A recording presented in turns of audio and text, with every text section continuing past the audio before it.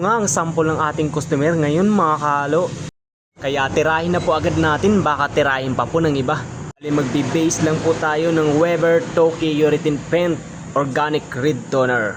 Next po natin yung Chromaton Mica Red. Next po natin yung pangatlong kulay, ang Weber Toki Urethane Paint Permanent Maroon. At pagkatapos nga nating maglagay ng tatlong kulay ay haluin na po agad natin ng mabilisan. Dark Kinder Red nga pala ang kulay na ginagaya natin mga kahalo. Isang napakatingkad na kulay at napakaganda lalo na pag tinamaan ng sinag ng araw. Lumalabas ang kanyang pagka-Kinder Red.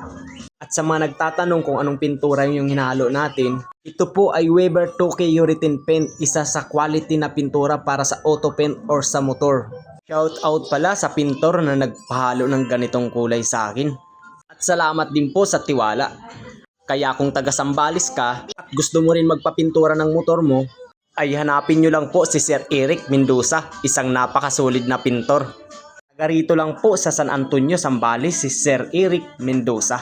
Bali ito na po yung final color sa ating ginawang Dark Kinder Red mga kalo, isang napakaangas na kulay. Thank you for watching.